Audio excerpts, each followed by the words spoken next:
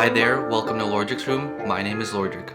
The past few videos on this channel have been more focused on things you'd be doing toward the earlier stages of the Common App. But since we are already well into October, I imagine there are plenty of you already nearing the end of your applications. So for today's video, I wanted to take a look at something that is more applicable to people at basically any stage of the application process. That's right, my students. Today, we're going to be taking a look at the activities section of the Common App. I'll be sharing some tips and tricks that I use to help me take my activities list up a level. And the goal is for you guys to also implement these things into your own applications. But as usual, I am not an admissions officer, college counselor, or any other type of person qualified to give you advice on the matters of college applications. Everything I'll be saying comes from my own experiences when I was applying to colleges. These are some techniques that worked for me, which is why I want to put them out there for you guys, but take it all with a grain of salt. Just to give you guys a quick overview of the activities section, you have space to list out 10 extracurricular activities that you've done while in high school. Here, you'll fill out the type of activity, your position, the name of the organization if there is one, which I'm pretty sure is new to this year's application. You'll also give a description of the activity, the grade levels in which you participated, the time of year the activity takes place in, hours per week and weeks per year of your activity, and whether or not you would want to continue the activity in college. Filling out this list looks pretty straightforward. You just fill in whatever it says to fill in. But just like with a lot of other parts of the application, execution is really important. So let's dive right into how I went about filling out the activity section of the Common App. Alright, so the first thing we're going to be talking about is actually narrowing down your list of activities to the 10 you want to include here. Back when I was in high school, I tried out a bunch of different activities. Some of them stuck with me throughout those 4 years, but a lot of them were things I dropped pretty quickly. So if you're in the same position I was, meaning you've done more than 10 activities and you aren't sure what to include, ask yourself which activities are the most meaningful to you. Which of these activities did you enjoy the most and could write a solid supplemental essay on? Maybe these are the activities you think are the most impressive or are the ones you spent the most time on. For me, I chose my list based on the activities I felt best reflected my interests and that I felt I could write a solid essay on if I needed to. There were a lot of things I only did for a year or even less, so I just decided to leave those out. Honestly, it's pretty hard to have the time and energy to dedicate to 10 different activities. More often than not, the last few activities you list are probably going to be more low effort ones that you decided to slide in there for the sake of filling up the 10 activity limit. Most people say that it's fine to not have 10 activities if there weren't 10 that were really meaningful to you, and that you shouldn't try to fill it up for the sake of filling it up. The age-old quality over quantity argument. I personally wanted to fill up all 10 slots, which is what I did. But I have heard people say that you'll be all set as long as you have a few activities that you are really involved with. In any case, the activities you list here are going to be looked at as a sort of reflection of the kind of student you are. So thinking about the personal narrative I wanted to convey to admissions officers about the kind of student I was is what helped me the most when deciding which activities to include. After you decide what activities you want to list, you gotta rank them. You want to have your most important activities first and go down from there. Sometimes it can be hard to decide if one activity is more important than the other. For this, I would recommend ranking your activities based on 3 factors: meaningfulness, time commitment, and coolness. Meaningfulness is a measure of how much I enjoyed the activity, how well it fits into the theme of my application, that kind of thing. For me, the most meaningful activities are the ones that really help me grow and develop as a person. Time commitment is just how long I spent on that activity, both in how many years I did that activity for and how many hours per week I dedicated to it.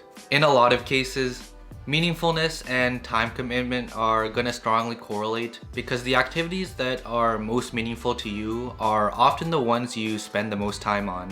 The third factor, coolness, looks at, I guess, how impressive the activity is. It may not be something that you've dedicated a lot of time to because it's something that only happened once or is something that only happens once a year. Things like national or international competitions or like special conferences and stuff like that are what come to mind when I think of cool activities.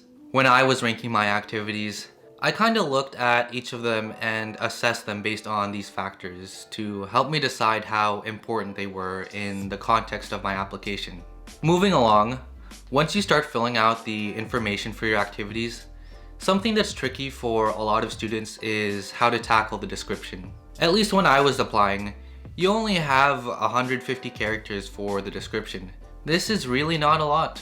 This means you gotta be really selective with what you include.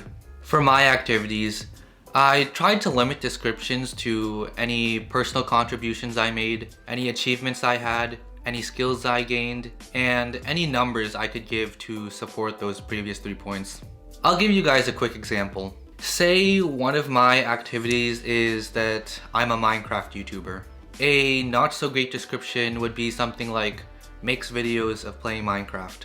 A better description that makes use of the points I just made could be something like runs a technical Minecraft server, invents new redstone contraptions, 200 plus videos, 600k subscribers, earning $5,000 a month.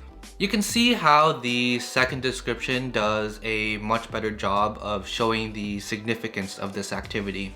The way I see it, the description helps you with your value proposition, which is essentially where you show why this activity is significant in your application. Anything that doesn't add to that can just be taken out. In many cases, you won't even need to describe what an activity is if it's something pretty common. Like, you don't need to describe what the basketball team is or what debate club is because admissions officers will probably already know what those are. So just focus on the activity as it pertains to you specifically. You gotta show your stuff. Going off of that, it's also pretty important to be as concise as possible here, while still saying everything that you need to say. A technique I found that really helps is to write out the full description you want to include. It's probably going to be way over the character limit, so then you can work on cutting it down from there. You don't need full sentences here. You can cut out a lot of pronouns like I and my and just have the verb because it's clear that you're the one doing the stuff because it's your application.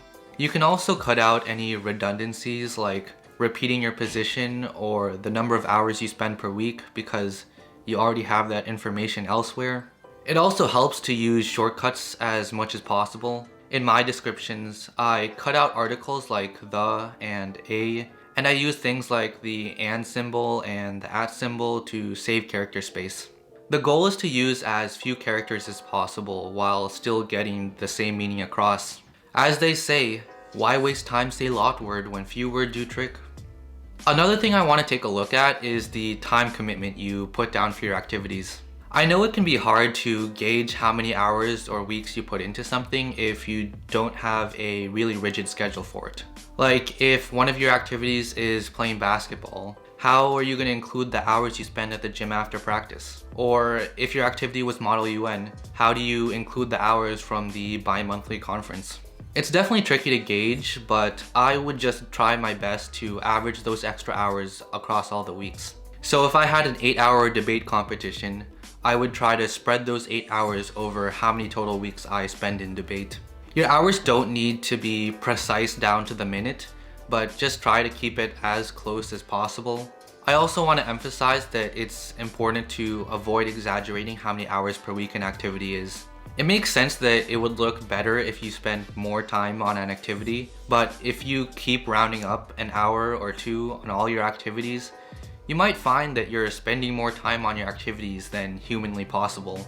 I remember watching a video about a panel of admissions officers from different schools, and one of the officers told a story about how one applicant recorded that they participated in activities for more than 128 hours per week, which is more than the number of hours there are in a week.